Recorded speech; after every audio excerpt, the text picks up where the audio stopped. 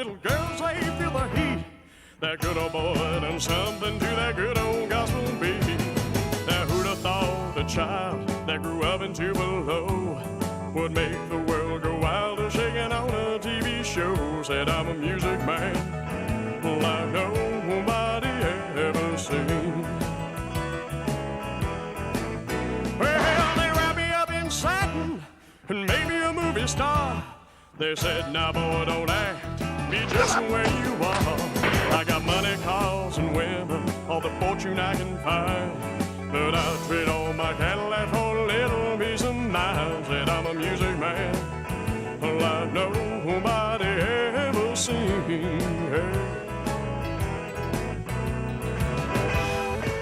I can never forget longing to be someone. I guess if you're poor, you always think bigger and want more than those who have everything when they're born. We didn't, so our dreams and ambitions could be much greater because we had so much farther to go than anyone else. But we pay the price for fame with our nerves, don't we? It's very hard to live up to the image, put it that way. The image is one thing, but a human being is another. They said, go do your duty, boy, and stand up for what's right. All day I serve my country, but we rock and roll all night. Said I'm a music man. Hell, I'm a music man. Said I'm a music man like nobody ever seen. From Memphis to Las Vegas, I keep singing through the screams. The crowds are all around me, but I'm lonely in my dreams. That I'm a music man. No single rock star set more standards, sold more records, or created more excitement than Elvis Presley. 20 years after his death, the Elvis business is bigger than ever. Thanks to the guidance of his widow Priscilla, expert business advice, and the absence of a certain Colonel Tom Parker. The 33 motion pictures Elvis made between 1956 and 1972 mirror the rise and fall and rebirth of the king of rock and roll. Elvis's adventures in Hollywood are also filled with missed opportunities, a world of what if? What if someone had honestly advised him on his songs and films? What if his friends and doctors had gotten him off drugs instead of acceding to his wishes? What if his mother had not died prematurely? What if his twin brother would have been born alive?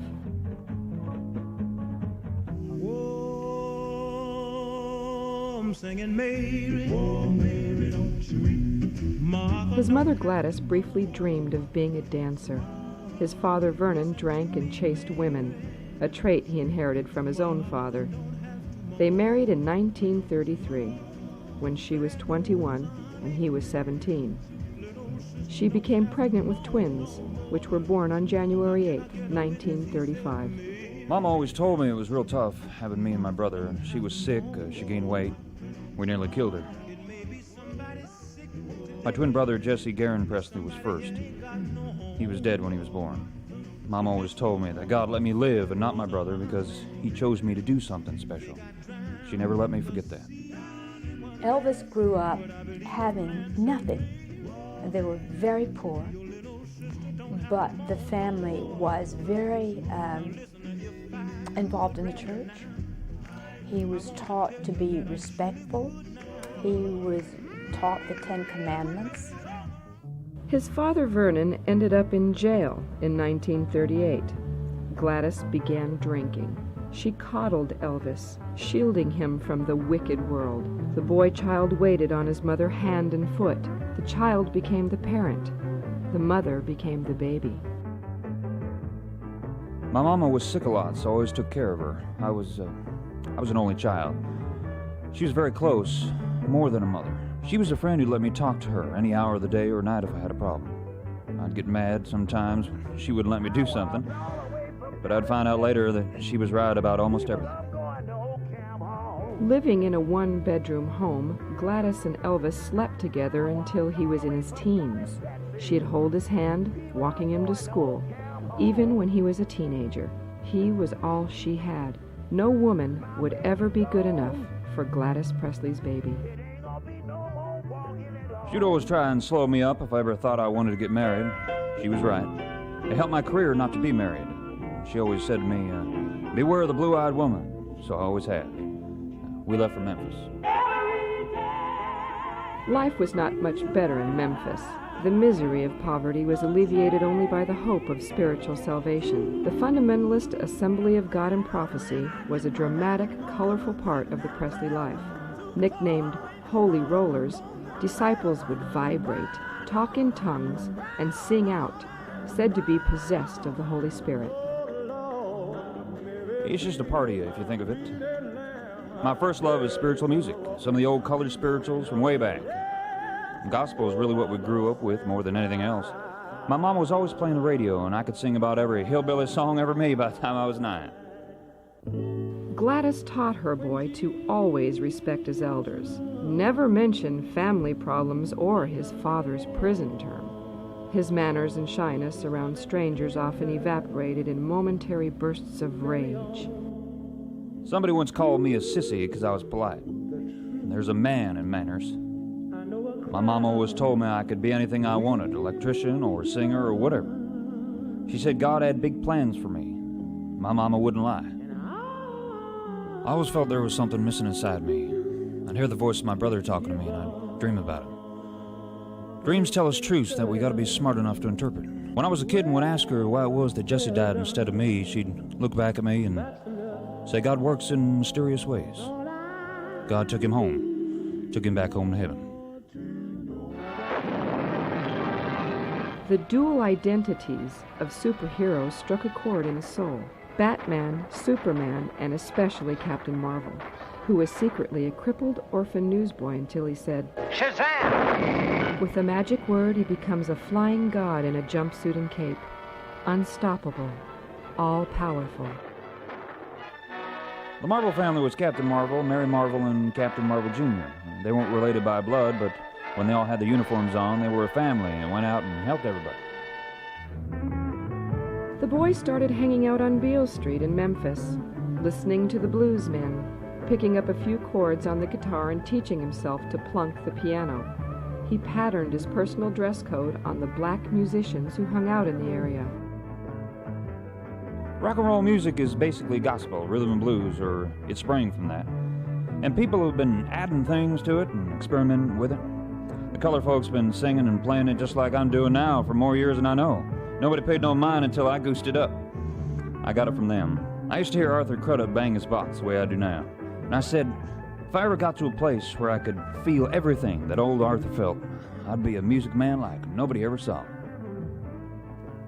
When he was 10, he won second place in a singing contest in Tupelo. Though he couldn't read music, he instinctively knew how to sing any song. Gladys encouraged him to emulate country stars like Roy Acuff, Hank Williams, and Jimmy Rogers. Elvis admired a singer called Mississippi Slim above all others, and the older singer taught the young boy to keep musical time and practice his guitar playing.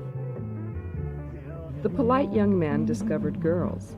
Most of them found his quiet manners and heavy-lidded eyes attractive. It was easier to talk to girls than guys. But my mama, she was the only person in my whole life I knew I could always trust. Elvis became the breadwinner by driving a truck for an electrical company, while accepting any musical gig he could find. Most white music people thought his style was too black, a weird amalgam of country, blues, bebop, and gospel, infused with a unique energy and phrasing. I don't sing like nobody. I don't sound like nobody. I happened to come along at a time in the music business when there was no trend. I was lucky. The people were looking for something different. Presley paid his dues singing in country fairs, local radio shows, nightclubs, anywhere. He consciously developed a stage persona that combined polite innocence with movie star arrogance. I worked as an usher at Low State Theater in Memphis. Those Tony Curtis pictures? Love that hair, man. I must have seen Marlon Brando 20 times in The Wild One. The way he just stood there, that pose. And the look James Dean had, those eyes, kind of sleepy. Gladys Presley's mean, raucous behavior got her thrown out of most bars, so she drank at home. Elvis avoided liquor almost totally throughout his life. His mother also disapproved of the racy aspects of her son's performances. She felt it was an insult to God. I have a reverence for God, Mama.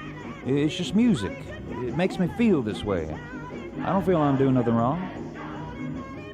Around the same time, a Wisconsin pianist named Liberace rose to fame, despite insinuations about his sexual orientation.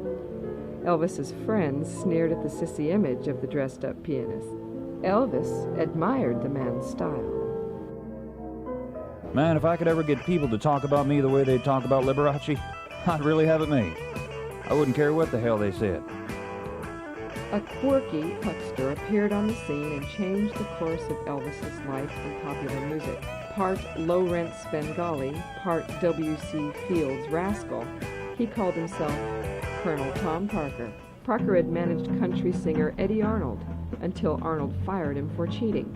Parker saw the boy from Tupelo as a hip, swinging dollar sign. In Parker, Elvis saw a man who could guide him to the top and take care of business. It was a deal with the devil. Gladys mistrusted the Colonel, but he promised to make Elvis a millionaire. He signed Elvis to an outrageous personal contract that gave Parker over 50% of Presley's earnings, plus anything he could steal, and he stole plenty. Overnight success descended on Elvis like a velvet cloud. He was a bigger teen idol than Frank Sinatra in the Bobby Sox era. His raw energy and unique sound frightened the establishment as much as it turned on teenagers. Southern critics were especially vile. A member of the Ku Klux Klan vowed, "We set up a committee to do away with this vulgar, animalistic, nigger rock and roller Bob." Well, they call me things like white nigger, which is just ignorant. And somebody claimed I said all colored people are good for is shining my shoes and buying my records, and that's just a lie, is all. God made all folks the same. The Colonel ordered Presley to keep his racial equality to himself, lest he offend his more bigoted fans. With the Colonel gouging producers for bigger money, TV appearances spread Elvis's image across the nation. Milton Berle made me nervous, because Mr. Berle was the biggest star on television. He came out dressed like a half-wit hillbilly. Here for his very first public appearance, I'd like you to meet my twin brother, Melvin Presley. Melvin? Well, it was a joke, I know, but nobody asked me if I thought it was funny. Twin brother, I mean, you know. But I didn't say anything. I was brought up to be considerate of other people. Once you get involved in this racket, this business, your life is public, really. Your life is not your own. Milton or Melvin? Melvin! His nicknames became wilder and sillier. The Hillbilly Cat, the atomic-powered singer, Elvis the Pelvis. Worried about offending the public, producers of The Ed Sullivan Show discreetly shot Elvis from the waist upward. Ready, ready, ready to rock and roll. Not a punk rock cat, not a dungaree dodge. I headed to the gym, to the sock hop ball. The dumb and the cats are going wild. The music really send my day to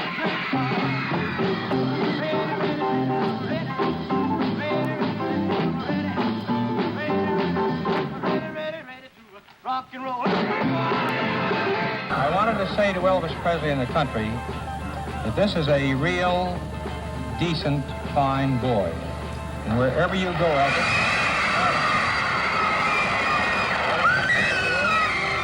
the guys who accompany you over there, we want to say that we've never had a pleasanter experience on our show with a big name than we've had with you. You're thoroughly all right. So now, let's have a tremendous hand for a very nice person.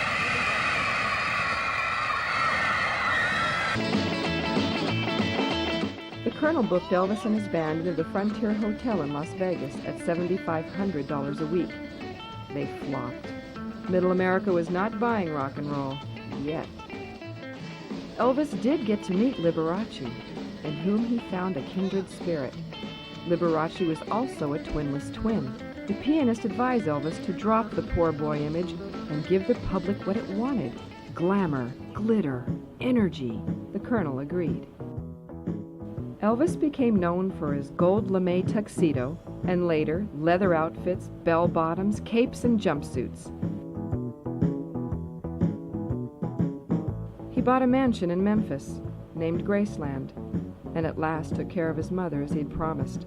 But his constant one-night stands kept them apart. She felt abandoned by him, trapped in this unfamiliar home where she couldn't even raise chickens. The Colonel said it wouldn't look proper. The Colonel did what he said. He made me $1 million. But there's a point where you don't need nothing more. Well, Mom and Daddy have everything they'd ever need. As a touchstone to his roots, Elvis kept old Memphis friends around him. Red and Sonny West, Dave Hebler, Jerry Schilling, guitarist Scotty Moore, Cousin Gene and Billy Smith and others. Their nearness meant receiving outlandish gifts and verbal abuse. For a small salary and second-hand glamour, they were expected to keep him safe and happy.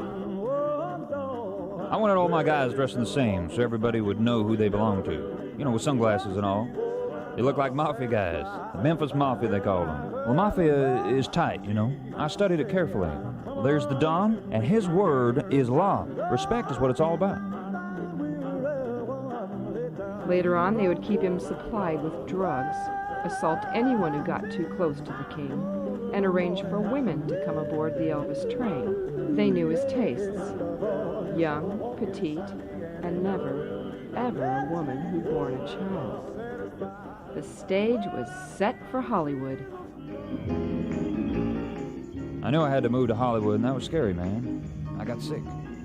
Before I left Memphis, I called Reverend Hamill over to the Assembly of God, and we talked the longest time. I told him all the money and all the girls and all that, and it was eating me up. I wasn't doing the things I was taught to do, and doing a lot of stuff I was taught not to do. He listened, and we talked scriptures, and he gave me the number of a preacher out in California that I could call if I felt trouble. But the Colonel, he just chewed me up one side and down the other. Well, he said if I wanted to sing old spiritual songs once in a while, sure, that was all right, but we got contracts. I can't get real religion because you can't break a contract. And he made a promise to my mama, and he wouldn't see me making a liar out of him to my mama. So I never called the number out in California. Colonel Tom Parker saw Hollywood producers as rubes waiting to be taken.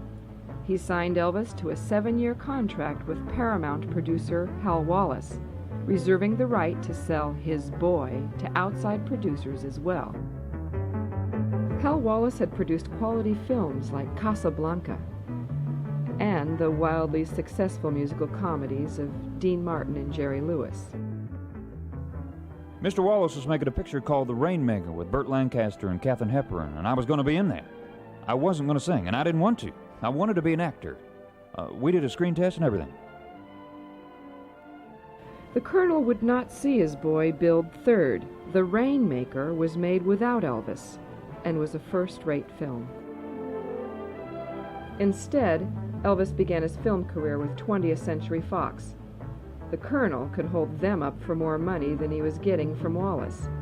The Reno Brothers was a passable Western, retooled for Elvis.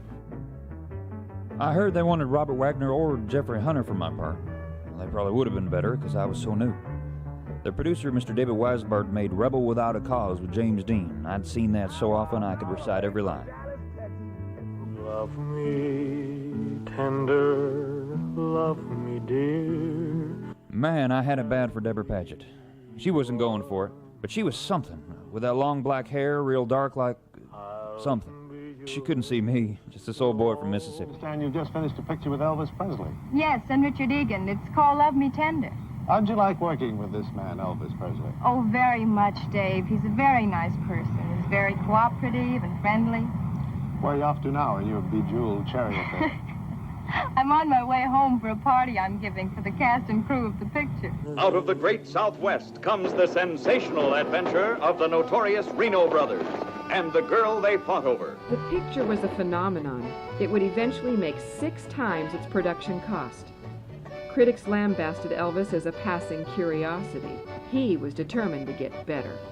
I know you and Kathy used to be kind of fond of each other, but... well, you ain't got no hard feelings against either one of us now, have you? Hard feelings? Me? Why, of course not. I hoped it'd be that way, Vance. We're so much in love. Say you want your lover.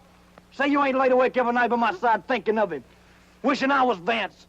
Wishing you'd waited for him and never married me. I've been studying people on the screen, like people like Bogart, Brando, and especially Jimmy Dean, they hardly ever smile. Well, that's what intrigues women, no smiling.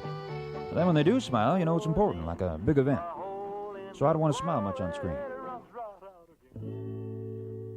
Self-conscious about her size and age, Gladys Presley dyed her hair jet black and gorged herself on diet pills to keep her weight down. The combination of alcohol and amphetamines gave her wild mood swings.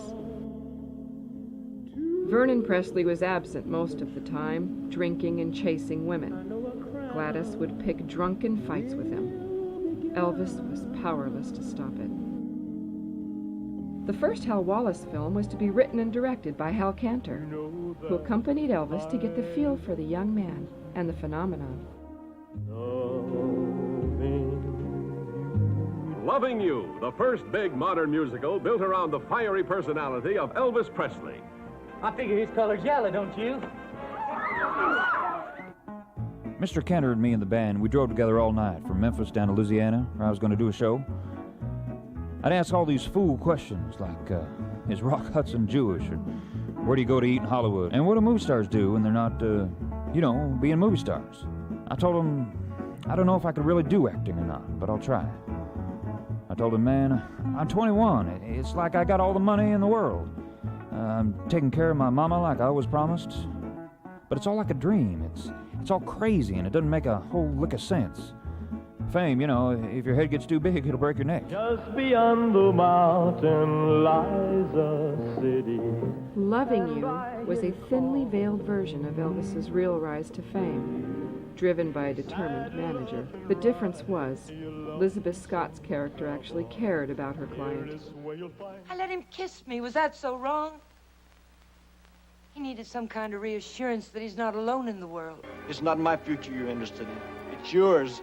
You've got 15 minutes to get on that stage and find out if you've even got a future. Elvis began to dye his hair black, like his mother's. Let me be. Let him go.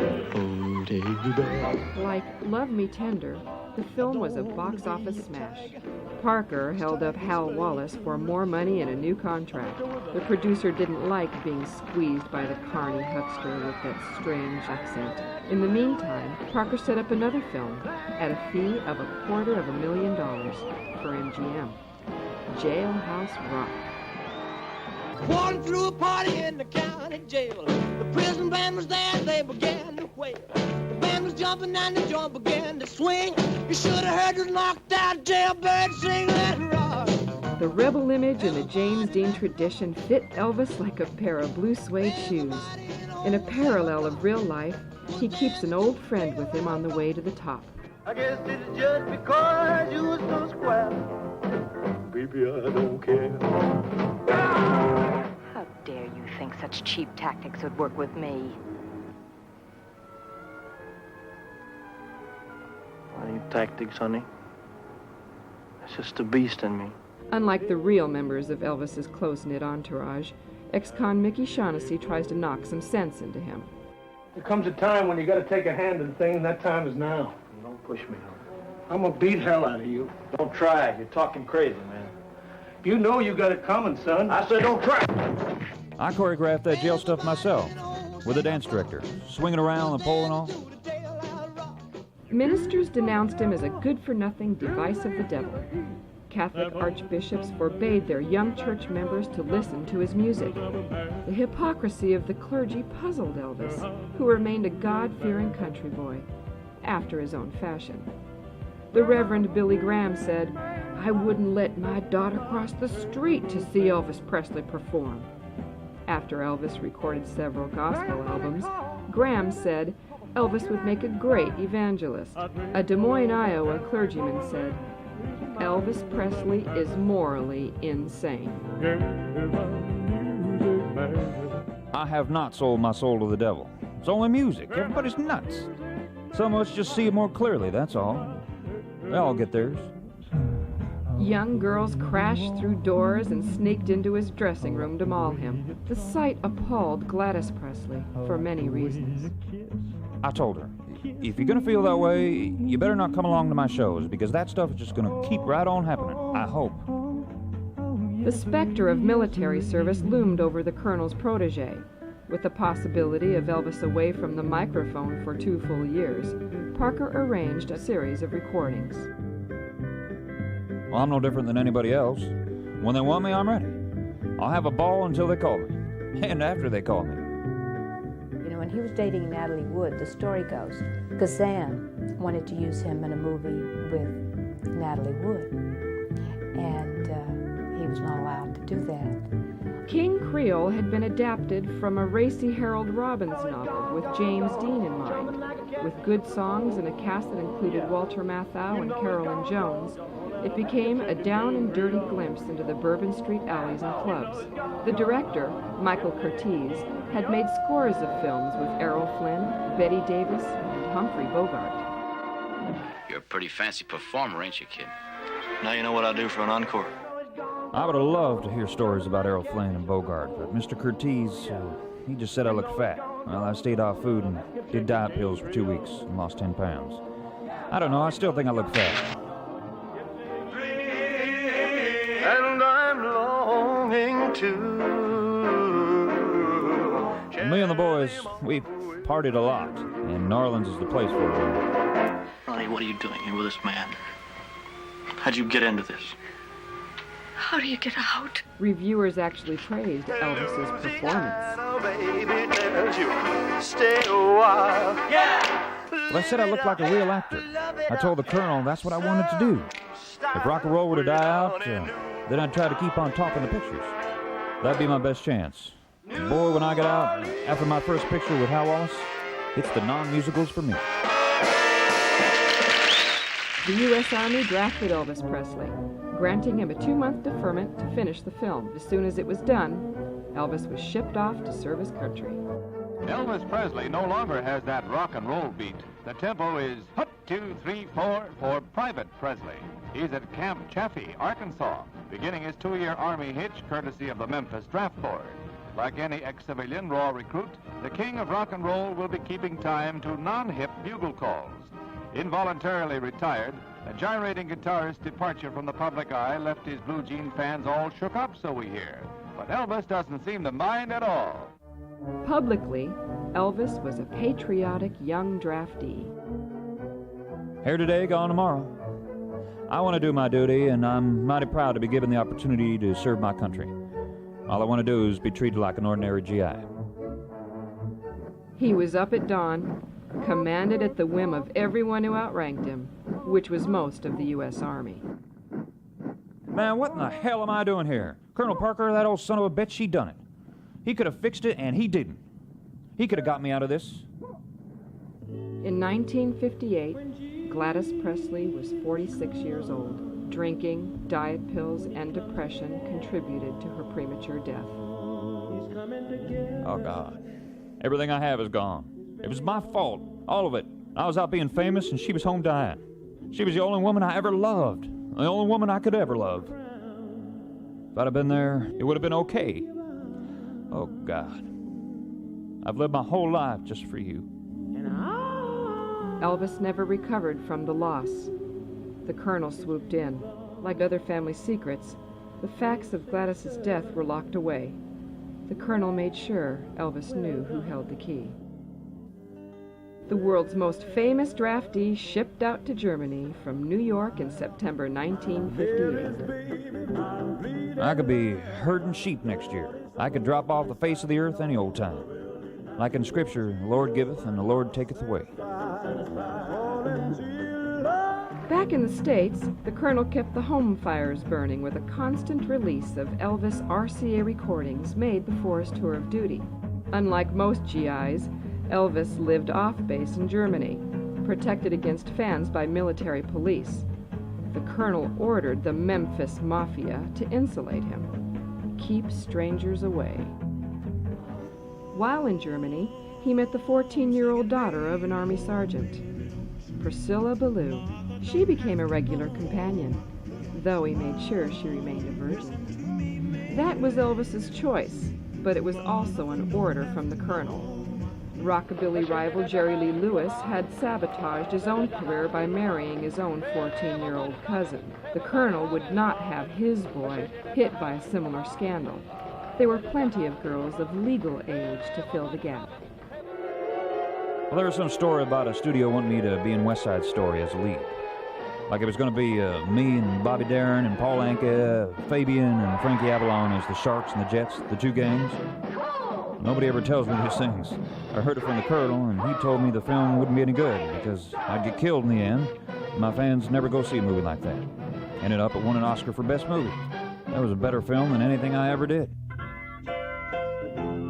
When Presley left Germany, he promised Priscilla he'd stay in touch, and he did, at his convenience. Elvis, there have been a lot of rumors about your love life. Did you meet anyone special in Germany? Not any special one. There was a little girl that I was seeing quite often over there that her father was in the Air Force, and actually they only got over there about 2 months before I left. I was seeing her, and she was at the airport when I left. And there were some pictures made of her. But it was no big romance. I mean, the stories came out, the girl he left behind, and all that. It wasn't like that. I mean, I had to be careful when I answer a question like that. His first post-Army film reflected reality through a highly polished mirror. Cameramen shot background scenes in Germany, but the Colonel never allowed Elvis out of the U.S. for reasons that would only become clear years later. Fire! On the way! Well, they call that place a nightclub, but we knew what it was supposed to be. That's all legal in Germany, or either the Army looks the other way. Problem was, Juliet Prowse was seeing Frank Sinatra. Mr. Sinatra came by my set and had a talk in my dressing room. Like in the Army, there's certain places that are off limits. Anyhow, there are other girls. For those who do not understand, Liebe translated means love. Oh, you don't have to explain that to a GI. That's one of the first words he learns when he gets over here. Oh, you too, Tulsa. Can't you see I love you? Please don't break my heart in two. Ah, these songs, sweet Jesus. I want to be an actor, not some imitation Pat Boone with all this singing of puppets. Colonel Parker arranged a cross-country whistle-stop tour to promote his boy. The trip ended in Miami, where Presley appeared on the Frank Sinatra show. The crooner had said some unkind things about Presley in the past, but Sinatra's daughter Nancy was a big fan. I admire the man. He has the right to his opinions. You can't knock success. You gotta say what you feel. That's success, man. Some fans thought Elvis looked too comfortable in a conservative tuxedo. The denim-clad rocker is gone.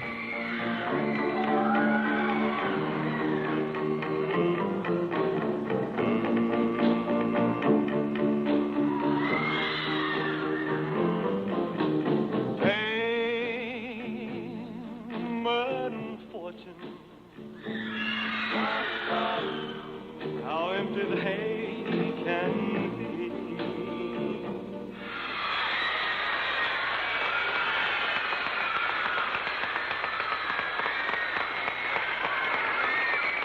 Elvis, I tell you something, it was great. It was great, and I'm glad to see the Army hasn't changed it. Wasn't it great? That's the first time I ever heard a woman screaming at a male singer. Don't you remember me there, Charlie? Excuse me, sir, Mr. Presley. What would you think it presumptuous of Frank if he joined you in a duet? Well, yeah, that would be great. I would consider it quite an honor. I'll tell you. I'd like to do one of your songs. All right. With you. Fine, fine. You know, I always wondered, as a matter of fact, while you were singing, Elvis, I thought to myself, I wonder what would have happened if I had recorded Love Me Tender instead of you. I wonder if it made any difference. I think it would, about 2 million records less. He should have. You smarty pants. Oh, what I tell you we'll do you do Witchcraft, okay? And I'll do one of the other ones. Okay? Hey, Nelson?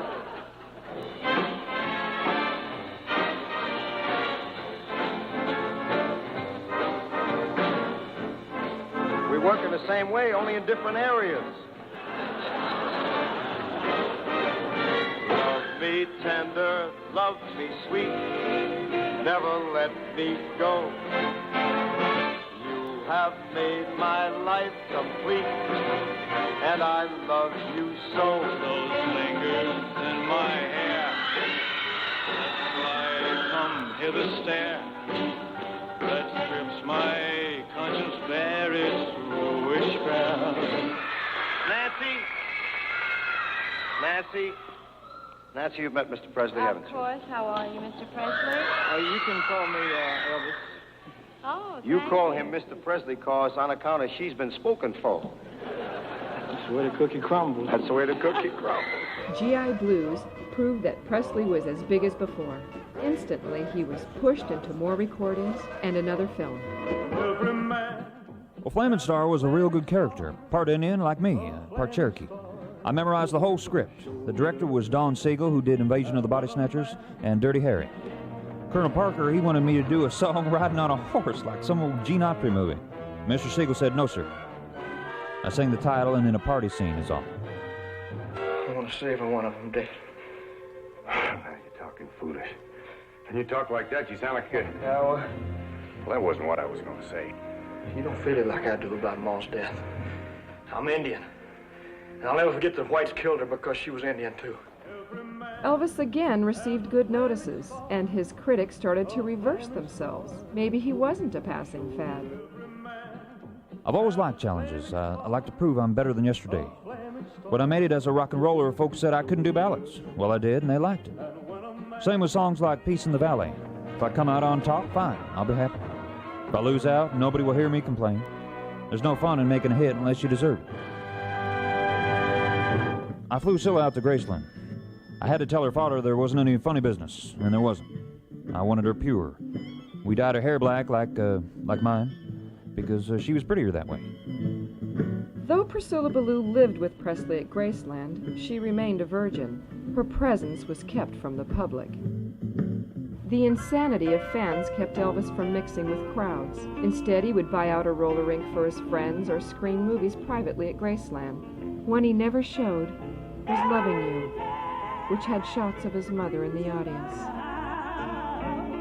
Wild in the Country followed the serious pattern. With a steamy script by Clifford Odets, Elvis played a man with 3 women in love with him, a situation not uncommon in real life.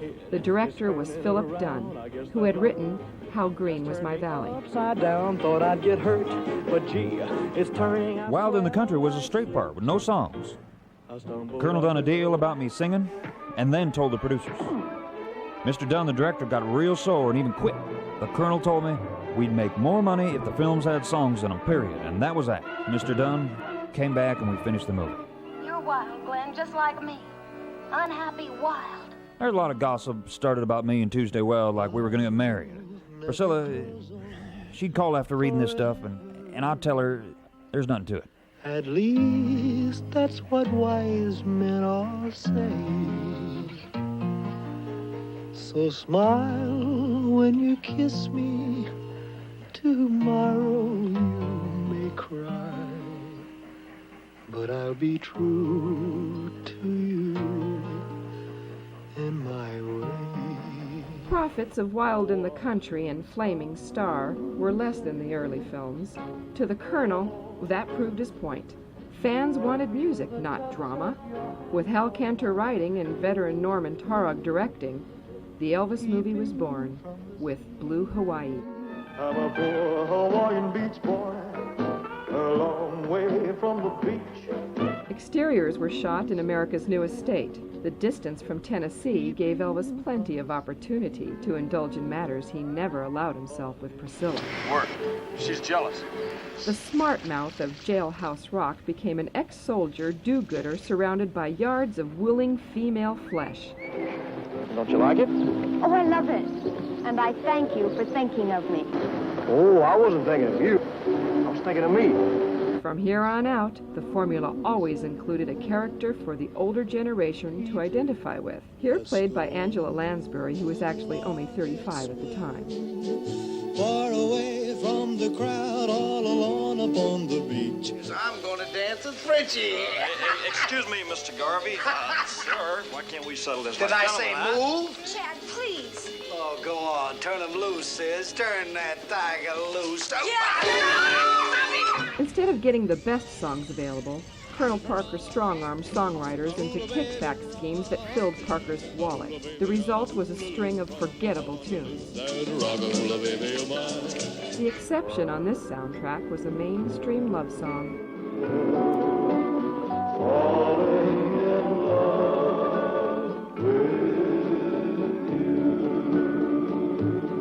That song and Presley's voice kept the soundtrack album on the charts for 20 weeks. Producer David Weisbart, who made Love Me Tender, worked with Elvis again in a comedy shot on location. The movies were deliberately made more wholesome to attract a broader family audience. I've got to follow that dream wherever that dream may lead. I got to follow that dream to find the love I need. It's a new Elvis, one you've never seen before. Uproariously funny as a lawman who does everything wrong but gets the right results. Elvis, absolutely irresistible as an unwilling Lothario who turns to ice every time a lovely lady turns on the heat. Anybody ever tell you you're very handsome? Only girls. Take care of this, Sheriff, Pete. Turn on the music. And make it loud. I like it loud. Well, what are you waiting for? Where's your gun? I got it. Down in Florida, it was like 100 degrees out. I had to change my shirt about 22 times a day. I sweat so much. I mostly memorized the whole script because then you could help other actors when they go up on their lines. Louis? Yeah? Here, take the flashlight. Live performances were out. The Colonel's boy could make more money in the recording studio or in front of cameras. The poor man wants the oyster, the rich man wants the pearl. But the man who can sing when he hasn't got a thing, he's a king of the whole wide world. His next project was a remake of a 1937 film, Kid Galahad, with Edward G. Robinson and Humphrey Bogart. Director Phil Carlson was known for hard-hitting action films. I learned my own fighting for this with Musher Callahan, who was a champ his own self, and Al Savani, who trained Jake LaMotta and Floyd Patterson. Elvis frequently showed off his karate moves on the set, with neither the patience nor the devotion to truly master martial arts. He often bought the right to wear a black belt from instructors. His boys always made sure he won any skirmish. Nobody asked you to come here. All you had were your empty pockets and a shine on the seat of your pants. Don't push me, Willie. I'm a grease monkey that won't slide so easily. Shut up, I said. You can't yell loud enough to make me shut up. Till I tell you what I think of the fight game. I think it stinks. And when it does for me what I want to do, I'm getting out. Charles Bronson, he'd see us do karate, and he wouldn't even crack a smile, man. Big, smart-ass, muscle-bound ape. No sense of humor at all. Another boxing great weighed heavily on Elvis's mind. Joe Louis, man, he was the greatest boxer in the world, but the IRS ate him alive. He was famous, so they got a lot of mileage out of him. It took everything he had, man. That ain't gonna happen to me. His father, Vernon, always prepared Elvis's taxes, allowing the Internal Revenue Service to compute the return. Vernon Presley never dared take even the obvious legal deductions, and never invested Elvis's fortune in tax shelters. As a result, Elvis paid out millions that he didn't have to.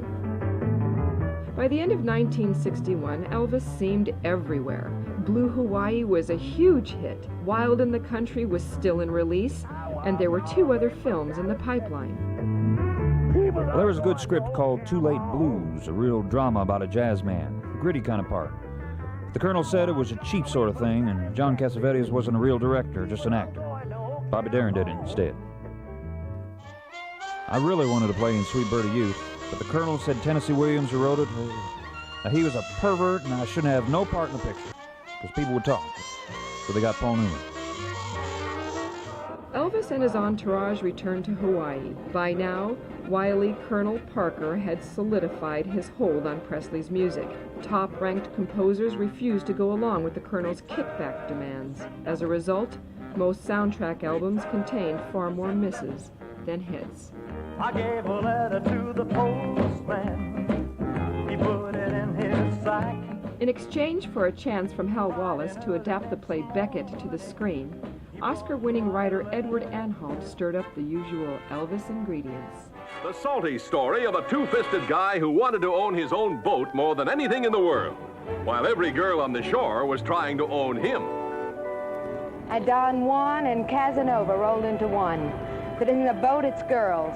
Girls, girls, girls. These movies, they're all like cookies cut from the same cookie cutter. Who is that fast-talking hillbilly son of a bitch that nobody can understand? One day he's singing to a dog, and then to a car, then to a cow. Well, they're all the same damn movie with a southern boy just singing to something different every time. The next film was shot on location in Seattle, taking advantage of the huge crowds, which became even more huge because of Elvis. 1 minute, there's something in this eye, and the next minute, there's something in this eye. He's got something in his eye, all right. It's pretty nurse Joan O'Brien, who's given him a new viewpoint, which bugs Gary Lockwood, his partner, no end. Can't you tell a nice girl when you meet one? Oh, now he's a Cub Scout. What happened? Somebody steal your wolf whistle? Gonna find that rainbow. We went on location in Seattle, and it happened at the World's Fair. There were tens of thousands of people trying to get in the hotel. I mean, that was a real phenomenon. It was like the Beatles. But I mean, you know, they're Southern guys. They were tough, you know, redneck guys.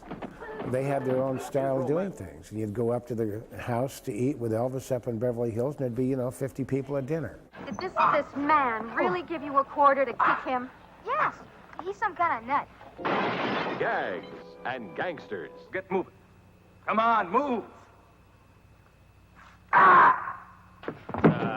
Who wants to buy a heart? Oh, yeah. I told the Colonel, I want to be a good actor, because you can't build a whole career on just singing. Look at Frank Sinatra. Until he added acting to his singing, he found himself slipping downhill. The Memphis Mafia were under strict orders by the Colonel not to let word of Elvis's many flings be known, either by the public or by Priscilla. With available women everywhere, the boys got their share too. Well, the boys, those that were married, they sometimes had a case of guilty feelings, and I told them, just deny everything. Deny everything. I don't care if you're in there with a girl and your wife comes walking right in the door. Deny it. Just say, who are you going to believe? Me or your lying eyes? Well, I walk in my sleep. A couple times I bumped into walls or either found myself in a parking lot wondering how the hell I got there.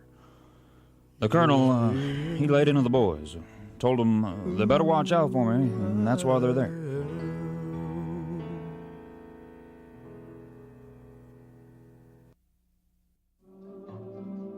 Mr. Don Siegel started out directing Fun in Acapulco, doing screen tests of the girls. But Flamin' Star didn't make as much money as the funny ones, and also Mr. Siegel and the Colonel fought about having songs in that one. The studio got us another director. I suppose one of these days I had to hunker down and read the script. He had made 6 movies in 2 years. They were formula films, to be sure. No better or no worse than Abbott and Costello movies or the Beach Party films with Frankie Avalon and Annette Funicello. But in homogenizing Elvis for the family market, his producers and Colonel Parker eliminated the edge of danger and raw sex. Like Godzilla, Elvis transformed from a threatening monster to a lovable giant. Some news story had made up a quote where I was supposed to have said I'd rather kiss 2 Negro girls than 1 Mexican girl. Well, the only part of that is true is I'd rather kiss 2 girls than 1 any day of the week. Well, they were down in Mexico bringing my pictures and records and all, so the Colonel didn't think it was good for me to go on location. Now, if you must know, I'm on my way to La Perla to see your girl. Oh, the chica wants to get to the other side of the road. You better move. Why don't you move me? Who makes me tremble with wonderful rapture? Boy, that Ursula Andress, James Bond girl, you know. And she was in love with Jimmy Dean. That was his girl. She had cheekbones so sharp she'd cut you in half if she turned around fast. I felt embarrassed taking my shirt off around her, man. Her shoulders were broader than mine. Well, this one dance scene, 6 guys hoist me up while I was singing. I don't know which one, but one guy kept grabbing for little Elvis. I said, take it easy, baby, I worked all day. Well, he pretty quick got the day off. You don't go messing with the U.S. mail. Well, there's this big musical, Bye Bye Birdie, which spoofed me and all the fans going into the Army and all. They actually asked the colonel if I could play Conrad Birdie, like I want to spend my time making fun of myself. And Margaret, she was something in that. It's the Beatles. Music tastes and film styles changed radically in the 1960s. The Beatles toppled Elvis as the most popular rock act in the world. A Hard Day's Night set the style for rock musicals and later music videos.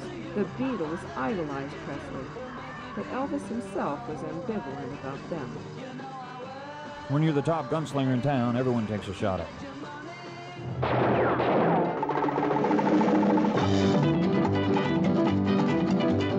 Bright light city, gonna set my soul, gonna set my soul on fire. Got a whole lot of money that's ready to burn. The Colonel never let his boys stray from the tried and true. He signed a 3-film contract with MGM for Elvis. In Anne Margaret, Elvis finally found a performer who could match his screen presence. Even though Viva Las Vegas was strictly by the book, it was colorful and fun. Viva Las Vegas! Viva Elvis! Viva Anne Margaret! Viva the excitement when these two let themselves go on a wild and woolly whirl through Funtown, USA. I'd be looking at the rushes, the shots we did the day before they were all cut together. And the director was always shooting close-ups of Anne Margaret, or either a 2-shot mostly on her, or whatever. I raised the wholest stink. Now, whose goddamn picture is this anyway? It's a pleasure to hear a man's opinion and not have to listen to the stubborn ravings of a boy who won't grow up and... Nah, it wasn't her doing. George Sidney, the director, he'd been dating her when he made Bye Bye Birdie. Well, now here he was making an Elvis picture his own self, and I got his girl. Well, the Colonel, he straightened out old Mr. Sidney. I said the lady loves me. When this boy falls, he falls hard. Gossip columnists reported a torrid affair between Elvis and Anne Margaret. But when she hinted publicly that they would marry, Priscilla was crushed. Elvis denied he was involved. I helped him cross the street into his limousine. Next day he sent the biggest brooch I've ever seen to show his appreciation. MGM offered Baby, the Rain Must Fall, about an ex-con who forms a rockabilly band. Steve McQueen played the role, and the title song became a hit. Instead, the Colonel rushed Elvis into a cheap second film for MGM, which actually got into theaters before Viva Las Vegas. The producer was Sam Katzman, legendary for his cheap series like The Bowery Boys and Jungle Jim, and successful films in the 50s, Rock Around the Clock and Don't Knock the Rock. Those were miserable movies, but they had great rock and roll. In the Presley films, even that was missing. All those hillbilly jokes. It was like that old Milton Berle skit again. Tain't nothing but possum tails, owl gizzards, and grits, with vulture eggs and mashed catfish eyes. We were never that poor. Nobody I ever knew was like that. It maybe never occurred to nobody except me that it might feel a little funny, me playing twins. One light hair like I was, and one like now. Don't anybody think about this stuff before they write it? Or how they think that makes me feel inside? What are you doing with my face? That's a right good question, friend. My own cousin Gene Smith was a stand-in. I'd play one part, and they'd change hair, and I'd play my own twin. It was weird, seeing the scenes together like me and Jesse had both grown up. But it's only make-believe. Falling in love, falling in the water. Oh, that's great. Falling in love and falling in the water. Man, whoever wrote that must be writing these songs. I'm catching on fast. Kissing Cousins was shot in 3 weeks on a budget of $800,000, compared to Blue Hawaii, which cost $3 million. The polite young man from Tupelo became the demanding, egocentric star character from Jailhouse Rock. Elvis took to smoking cigars. He would expect one of his boys to light it instantly. Am I going to stand here all day with this dry son of a bitch in my mouth and nobody to light it for me? If I am, then all you goddamn son of a bitches can get the hell out. He added prescription sedatives to his pharmaceutical diet to calm the jitters brought on by amphetamines. His Memphis Mafia saw the violent mood swings, but if they dared challenge Elvis for his own sake, he turned on them. Look, I'm in charge here, and don't you never forget it. My medicine ain't nobody's business. My life ain't nobody's business. Somebody wants a piece of me, you can come and get it. I may get hurt my own self, but by God, somebody's gonna die. You got that? Hey, all right, knock it off, buddy. The atmosphere of roustabout appealed to Colonel Parker. He talked fondly of his days with carnivals, snowing the suckers, boosting receipts, and never getting caught. Hey-ya, the big show is about to begin. He's back, he's ready, and here he is now. It's Elvis Presley, freewheeling, free-swinging on the Carnival Midway, where there's girls galore. The main attraction for any two-fisted roustabout. Hey, what are you doing? What's the matter? Come on, look back. Oh, you want these? Don't be funny. I was late to the set this one day, and some assistant gave me the eyeball looking at his watch. Well, on the star, for Christ's sakes, I figured it was old Barbara Stanwyck. And I said, I don't give a goddamn if Miss Big Star Barbara Stanwyck herself is waiting for me. I'll get here when I'm good and ready. She turned out to be okay, though. I just didn't much care for the director, Mr. John Rich. Me and the boys be horsing around, squirt guns wrestling, or throwing pies and firecrackers or water balloons. And Mr. Rich didn't like it.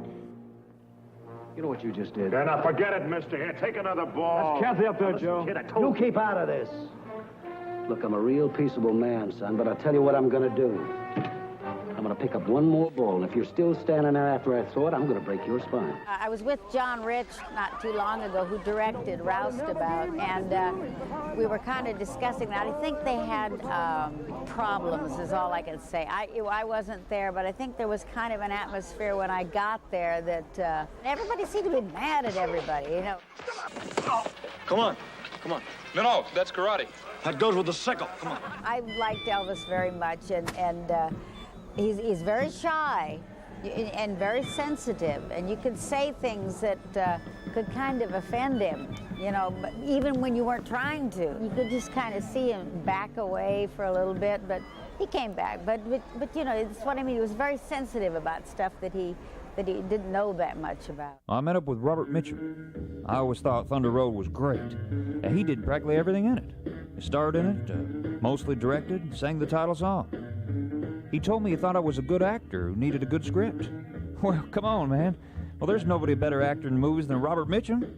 So that felt real good. And he said we ought to do a picture together. I guess the colonel told him I'd cost too much money or something. I was sitting in Colonel Tom's office at MGM, and Time magazine called, and they were asking for permission to put Elvis on the cover of Time magazine.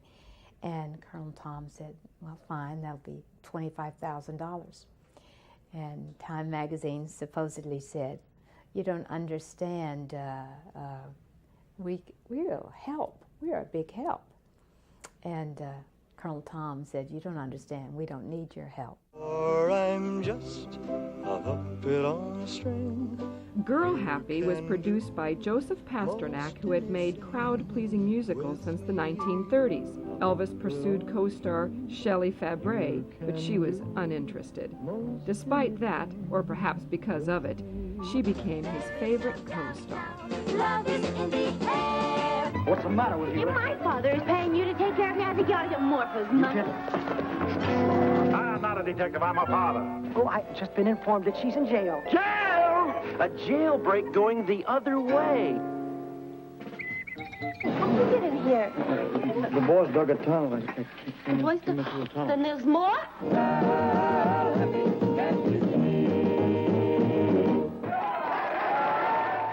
Elvis began searching for answers that weren't in the scripts given to him by the colonel. Who was he? Why had Jesse died, and not him? Why was he here? Fans and the press saw him as withdrawing from their world to the cloistered safety of Graceland. Well, it's not true. Of course we don't. I don't get out like I used to because I'm so busy. I'm not withdrawn from my fans, but from myself. After work, I just give out. I like to come back home to think and relax. I guess in that respect I have withdrawn, but it's quiet and I can reevaluate myself and see where I'm going. The near-bankrupt Allied Artists Studio needed a sure-bet moneymaker. An Elvis movie, Tickle Me, had a script by Elwood Ullman and Edward Burns, who had spent their careers making Three Stooges films. Producer Ben Schwab had made Queen of Outer Space with Zsa Zsa Gabor, the stupidest sci-fi film in history. The result was predictable. Elvis earned $750,000 for 3 weeks' work, plus 50% of the gross profits. It was enough to keep Allied Artists in business for several years. I thought this was going to be strictly business. Oh, I mean business. I've heard of this happening to secretaries before, but this is ridiculous. Yes, it's Elvis as a singing, swinging cowboy. A rodeo-riding, bronco-busting champ. Oops. Whose job is wrangling fillies on a dude ranch. Leave it to Elvis to find a ghost town with real live ghosts. What'd I tell you? It's your imagination. It's no use, Pam. He's too smart for us.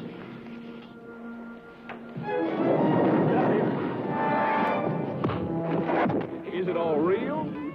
Or is it a dream? That was Tickle Me. I worked on that for 8 weeks with Elvis. He hugged me in the picture. He sang songs to me. He was wonderful. Elvis was so great to all the girls. He'd kid around with us under his breath. When Norman Turog, who was the director, would say, do this or do that, he'd go, make these funny remarks. A wonderful person. And I noticed Elvis would, the minute the Colonel would come in, his whole character would change. He would get more uptight and more nervous and a little more, all of us girls kind of noticed that. My heart bleeds for what happened to him. It shouldn't have happened to him because he was too good of a human being. Binging on junk food tended to make Presley gain weight. Without the self-control to exercise, he would use amphetamines to control his appetite. But constant doses of speed, plus terrifying nightmares, played havoc with his sleep. He had used barbiturates to knock himself out, and more amphetamines to wake up. I'd rather be unconscious than miserable. Anyhow, the world seems more alive at night. It's like God ain't watching. Hey, little girl, you better hang on tight. Elvis's second film for Sam Katzman cast him in a Rudolph Valentino part, the only other performer to rival Elvis's sex appeal. Give the American a foretaste of things to come. 1 minute, our hero's singing his way out of the pokey, and the next, he's swinging cool as he invades the inner sanctums of love. At night, Elvis would return to his Bel Air home to Priscilla, dressed as the Sheik. Well, I'm the Sheik of Araby. But the production was a cheap patchwork of leftover sets and costumes. Colonel Parker suggested a talking camel would liven up the movie, and he happened to know where to get one. Luckily, no one listened. This is my lucky day. I don't think I've ever worked on a project that has been as much fun as Harem Scarab, which was directed by Gene Nelson, the dancer Gene Nelson. We used a set that had been done from one of these Lawrence of Arabia type movies in the past, and the set was already in existence. So they had to write a story to fit the set. Princess Shalimar, that was my character. Elvis was great to work with because if you remember that movie, he was wearing some costumes that were not exactly flattering. He was a good sport. I'm in town on a harem holiday.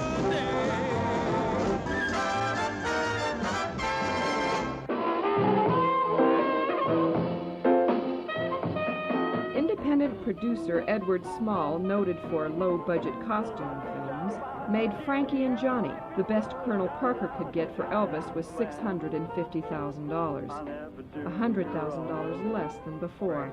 Slowly, Elvis's value was eroding. The new woman is coming into your life. Beautiful, young redhead. She's private stock. All 120 pounds of her. Just remember this. If she's in, I'm out. Donna Douglas wasn't dumb like old Ellie Mae on Beverly Hillbillies. She was very religious, very serious. We had long talks about scripture and things. Can't be. No two women kiss alike. It can't be is right. There is no doubt you will rock and shout about. Give me your life its well. Shout it out, shout it out. At the time, you really didn't want to do an Elvis film. It wasn't like really a step up in your career or whatever, you know. But they paid me money. Well, I happen to like Frankie and Johnny better because of the fact that it's just a bunch of fluff. Even though I think Roustabout is better known, the whole atmosphere of Frankie and Johnny was very much fun. Incapable of asserting himself with authority figures, Elvis needed someone like Parker. The Colonel, crude as he was, summed up an enemy on the spot, knowing when to bully, when to toady, when to lie low. Petty, devious, scheming, and arrogant, Parker was also a hypnotist who amused Elvis by hypnotizing Memphis Mafia members and making them bark and crawl like dogs. Most of all, he kept Elvis's public image bright and kept the secrets secret. Hairstylist Larry Geller encouraged Elvis to read metaphysical books, to understand his inner self and his place in the world. Geller became part of the entourage, but neither the Colonel nor the Memphis Mafia trusted these weird spiritual ideas. The boys liked the fun-loving Elvis. The Colonel didn't want his boy questioning anything. Even his fan club started balking at the low-quality movies. Returning to the islands once again, Elvis made a Xerox copy of Blue Hawaii. Publicity featured the tagline, "Is this any way to run an airline?" cribbed from a then-popular TV ad. That shows how desperate the writers had become. Comedy lines borrowed from TV commercials. All right, girls. Follow me inside and I'll check out your qualifications. You put the ad in, Playboy? It's just another Presley travelogue, you know. Nobody in Hollywood takes me seriously. It's Elvis, Hawaiian style, running wild, with more co-pilots than he can handle. I remember just loving it. Although that was the silliest song in the world. In fact, there's some outtakes on It's a Dog's Life where Elvis is laughing. He did not want to do that song, I hear. My side started to hurt really bad, and so when I said I couldn't go on, Elvis picked me up in his arms. And he carried me. If I'd known this when I was 13, it was going to happen to me, I'd be dead today. I would have died. At that time, he was into laying on of hands as healing. Now, this may sound really weird, and some people may have taken advantage of it, but Elvis was really trying to heal me. He had his hands up like this over me. Maybe you better cool it, huh? Now, look, I ain't leaving until I get my steak. Baby, we just have a good time. Rare. Movie critics thought Presley seemed to be sleepwalking through his role. Music critics resented hearing Elvis wasting his voice on mediocre songs. Like Gladys Presley, his Memphis Mafia tried to shield him from bad reviews, only letting him see positive ones. I thought it was supposed to get easier, but it's getting worse. I hate having to read what people write about me. I just hate it. Well, these writers, a lot of these guys, they ain't reporters. They're marksmen. May I have one? Give him one. Certainly.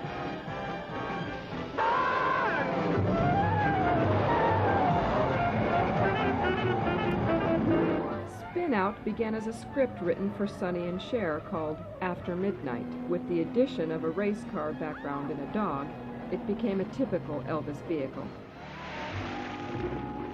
Hey, you're all wet. If you're not out of here in about 3 seconds, I'm going to put you over my knee. But I'm only wearing a... That's good, because you're going to feel it. Why in the hell they always giving me these lousy scripts? Man, the only thing worse than watching a bad movie is being in one. Remember, Mike, I always get what I want. She's not going to get you, Mike. I am. You were wonderful, Mike.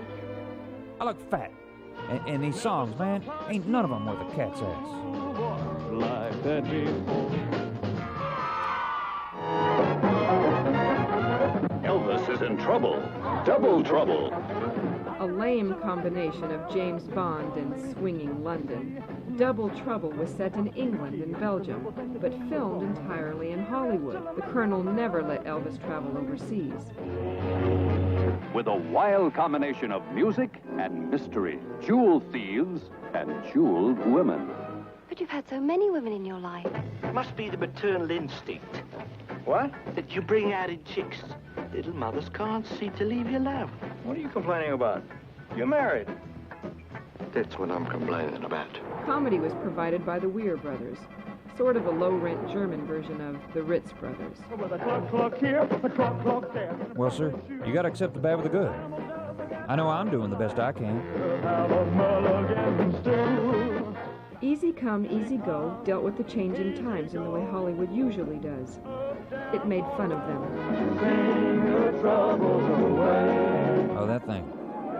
The director was Mr. John Rich, same fellow who did Roustabout, and we never saw eye to eye. I was doing this one scene over and over, and I got the giggles. Like laughing in church, man. When you know you gotta stop, but you just can't. Well, every time I'd do this one old line, I'd look up and see one of the gang just bust up. Well, Mr. Rich ordered Red and Sonny and the guys off the set, like it was their fault.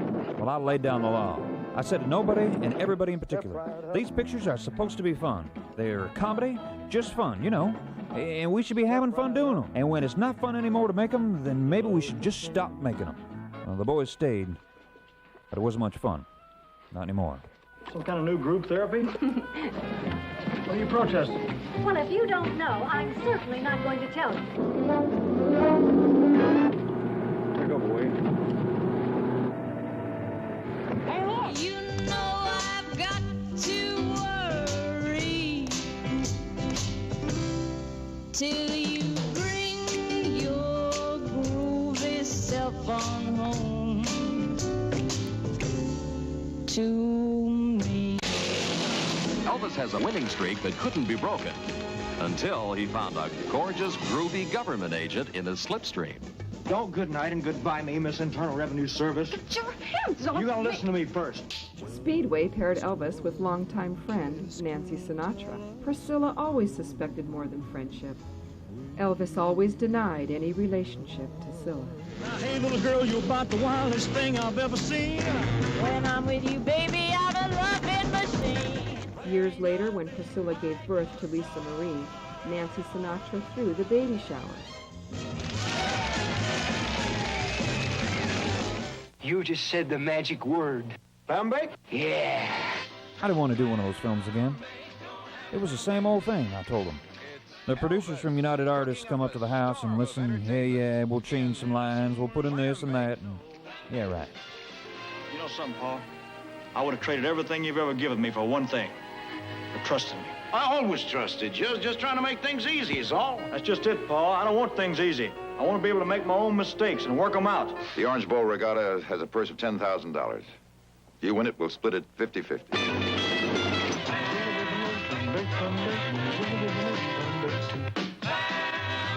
In March 1967, before filming began on Clambake, Elvis tripped over an electrical cord and slammed his head into a bathtub. Shooting began without him. Colonel Parker used the injury as an excuse for house cleaning. He demanded Larry Geller leave Presley's mind alone. He accused Elvis of being on a stupid spiritual kick and destroying his career. He told me it was time I married Priscilla. That people were talking, you know, guy all grown up and just hanging out with a bunch of guys, not married. They married in Las Vegas in 1967. Colonel Parker banned the Memphis Mafia from the ceremony. Priscilla became pregnant almost immediately, and Elvis refused to make love to her afterward. Elvis planned a tour of England and Europe, live rock and roll on stage, for fans who had never seen him in person. Priscilla knew it would take him away, but was powerless to stop him. Colonel Parker wasn't. He vetoed the tour without debate. Security would be impossible, he told Elvis, who grew ever more paranoid about assassination. Further, they could make more money staying in America, making records and movies. Finally, the Colonel reminded Elvis that he not only knew where the family bodies were buried, he had usually buried them himself. Elvis canceled the plans for a European tour. The Colonel's motives were self-serving. Colonel Tom was actually a Dutch immigrant named Andreas van Kyck, who had sneaked into America illegally in 1929. With no passport, he couldn't leave the U.S. Or worse, if he left, he could not get back in. and he would never let Elvis go off alone. Someone might tell him what the world was really like. And so, another comedy. Stay Away Joe was shot near scenic Sedona, Arizona, known as an Indian holy place. The mystical site appealed to Elvis, always looking for spiritual novelty. Joe coming home! When Joe's home, times are wild and hilarious. You got to get to know each other better. Oh, you ain't like that. Gossip linked him to co-star Quentin Dean. He denied it to Priscilla. Explain everything. The MGM bosses thought, uh-oh, they're shooting out there in the desert, nobody to watch them. They sent a memo telling us there'd be none of that horseplay like on Clambake, because it would hold up production and cost them money. I want to thank you all for a delightful afternoon. You got a lot of guts, lady. Well, the Colonel always promised he'd never let them show my pictures on television, because then we're just giving away for free what people have been paying for, same as he did when I was in the Army. So every time they'd ask for a movie, and the Colonel would say no, right to their face.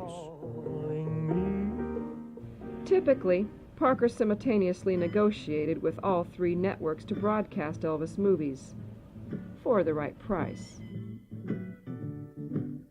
The happiest day of my life was when Lisa Marie was born, February 1st, 1969. It's a groovy night and I can show you how to use it. To come along with me and put your mind at ease. He was 33, a father and a husband. He had not had a #1 hit in 6 years. He had not played a live concert since 1961. He had made 3 movies a year of decreasing value for 8 years. Live a Little, Love a Little was typical. In the cast was Rudy Valley, whose megaphone crooning had caused a sensation in the early days of radio. Live a little, love a little. Is a love affair between A photographer, his pussycat, her playboy, and a pooch. Mr. Valley, man, he'd go on about all these women he had in detail, you know what I mean. Not listen to be polite, but man, I don't want to hear it. This paunchy old guy, hair all dyed, spit coming off his lips, talking dirty about this woman or that. Man, if I ever get like that, shoot me for an old dog. I'll never let myself get like that. At least my old dog Bruce got to play in the movie. He played my dog, sort of typecasting. Despite being insulated from most of the turbulent 1960s, the assassinations of John Kennedy and Robert Kennedy made Elvis feel terribly vulnerable. The murder of Martin Luther King was especially disturbing. He just preached the gospel and tried to make the world better. And they killed him right here in Memphis, my hometown. I wanted to say something, maybe help bring people together after he died. The Colonel, he said, no, don't get into it. It's politics. Ain't none of your business. In 1968, TV producer Steve Binder fought with Colonel Parker to get Elvis where he belonged, in front of a live audience for a TV special for NBC. It's been a long time, baby. Long time. Quaking with sweat and stage fright, Elvis roared back with real rock and roll, playing and singing like a man 10 years younger. What's up, son? It being the time of year it is.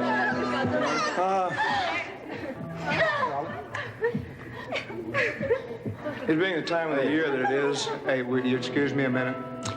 What? You got a piece of lint on your face.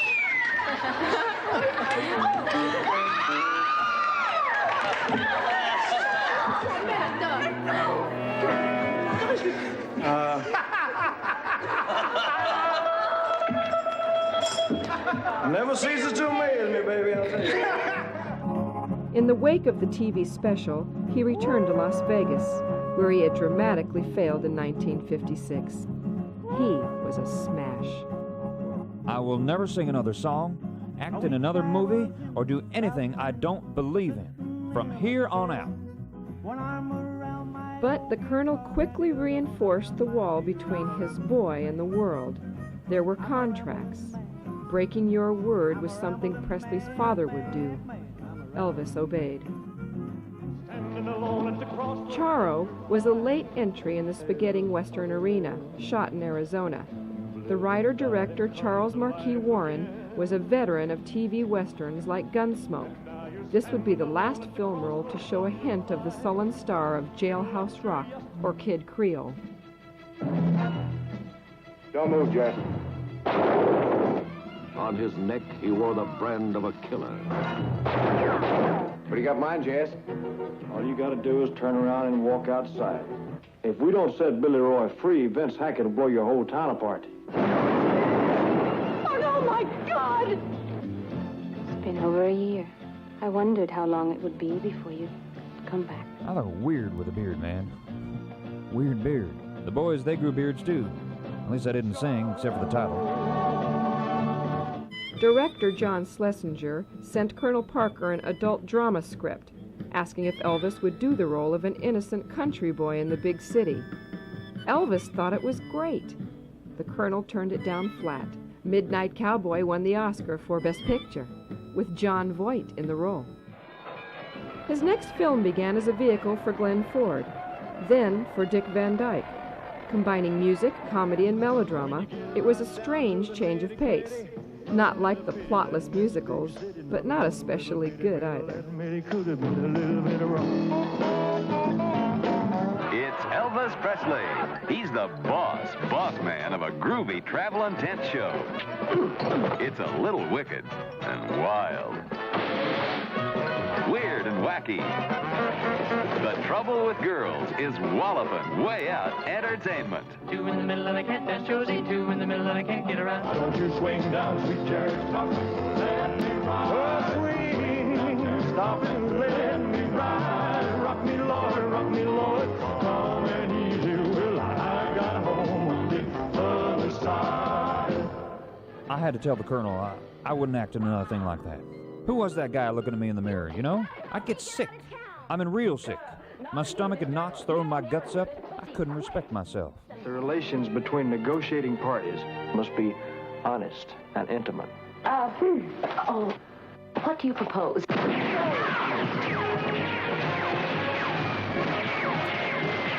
What's he doing to her? By 1971, drug overdoses had killed Jimi Hendrix, Janis Joplin, and Jim Morrison. Elvis mentally aligned himself with law and order, collecting dozens of honorary police badges to go along with a gigantic gun collection. He wanted to wage his personal war on illegal drugs. He met with a puzzled President Nixon, secretly volunteering to personally stem the tide of illegal drugs in America. Elvis saw no irony in the situation. His drugs were as legal as they were plentiful.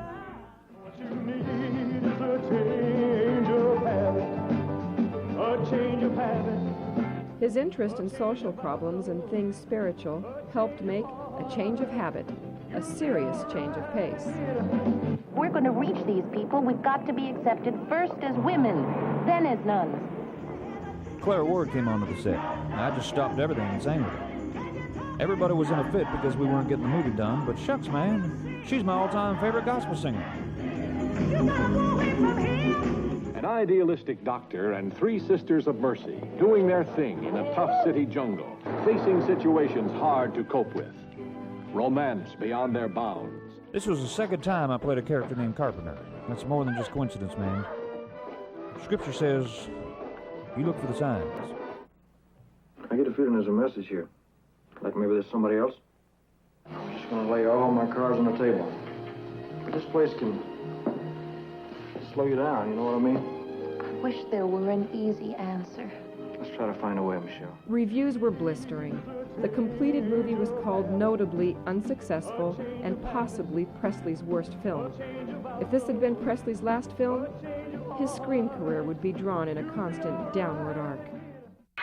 Well, it's one for the morning, two for the show. Three to get ready now, go, can't go, but don't. But Elvis rose again, as if from the grave. Sell-out crowds in Las Vegas were followed by near-continuous tours of stadiums across the country. Elvis, in person, as he is. Elvis, That's the Way It Is, documented his glittering Vegas stage show. The most dynamic performer in popular music today. Elvis Presley. He says it all.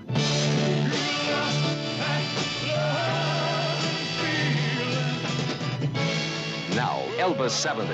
See it, share it, live it, love it. His biggest film in years had no starlets, no comedy relief, no cute little kids. Just Elvis and the first-rate band. One night with you. It captured the electricity of his performance. Packed movie houses reflected his regained popularity. What are we waiting for? That's all I know.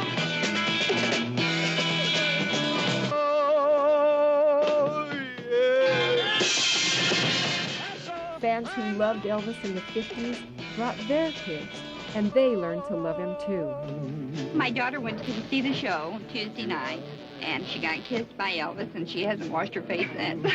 With his spangled jumpsuits and capes, he became Captain Marvel. Surrounded by his uniformed family of Memphis pals, he created his own Marvel family.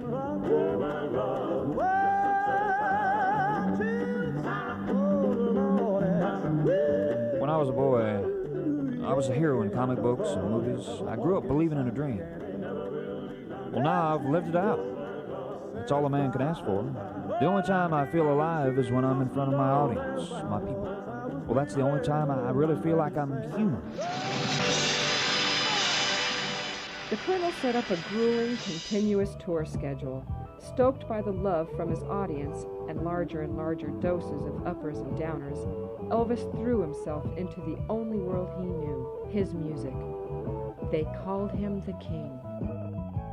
I'm not the king. Christ is the only king. I'm just a singer. Priscilla finally had enough of the other women, the Memphis Mafia, the drugs, the Colonel, and the isolation. She knew this was no way to raise Lisa Marie. She divorced Elvis in 1973. No one had ever left Elvis. When she fell in love with karate expert Mike Stone, Elvis ordered his boys to kill him. They played along until Elvis came to his senses. I had a long talk with Barbra Streisand about A Star is Born, the old Judy Garland story. First thing I said was, what you ever seen in Elliot Gould anyhow? I never did like him. And she says, hey, he's the father of my kid. She wanted me to play the lead in the picture. She'd be a hoot and a holler to work with. Gutsy, you know. Colonel Parker would not allow his boy to play a burnt-out, suicidal rock star. Chris Christopherson played it instead. More and more, he used the stage as a pulpit, a forum for his own turmoil. It was amphetamine chatter, what druggies call a speed rap, a stream of consciousness game of connect the dots. Those things, drugs are tearing up our country. French connection, Chinese connection, knee bone connected, the jawbone connected, the thigh bone, if you like that kind of stuff. Say I'm strung out on heroin, which is a damn lie. Well, by God, I'll tell you something. If I find the individual who said that about me, I'm gonna break your neck, you son of a bitch. I'll pull your goddamn tongue out by the roots. Thank you very much.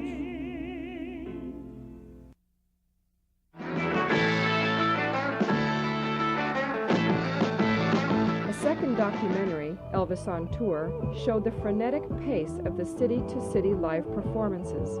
A tour through Elvis's life, told by the one man who knows it, Elvis himself. His mama told him one day you will be a man. Martin Scorsese, later a top director, edited thousands of feet of film to capture the giddy energy of this perpetual motion machine from Memphis.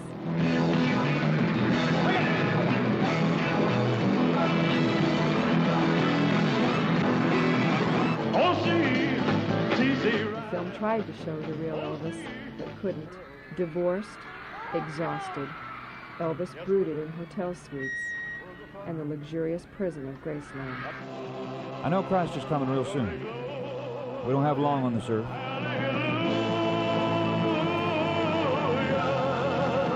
I remember what it says in Matthew 19:24. It is easier for a camel to go through the eye of the needle than for a rich man to enter the kingdom of God. That's scripture. My mother taught it to me. It's got to be true.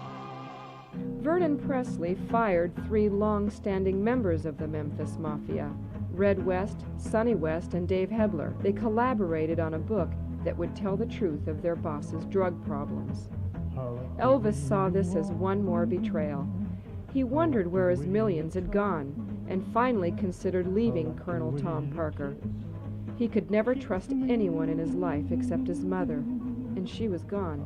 A cleaning lady in Elvis's Vegas hotel suite found a scrawled note in his penthouse bedroom. I feel so alone sometimes. The night is quiet for me. I would love to be able to sleep. I'm glad everyone is gone now. I'll probably not rest tonight. I have no need for all of this. Help me, Lord.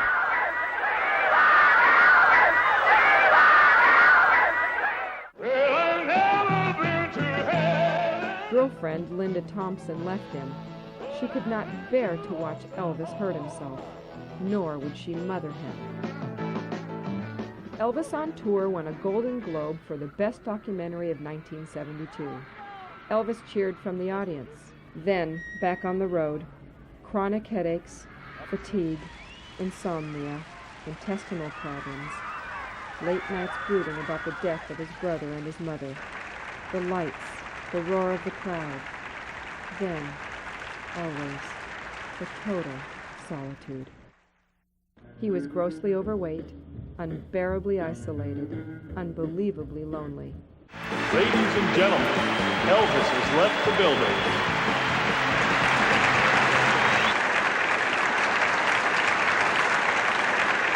We go backstage and say hi, and they wouldn't let me. They said he was ill. He wasn't feeling well. I don't know, but it wasn't too long after that, I think, that we lost him.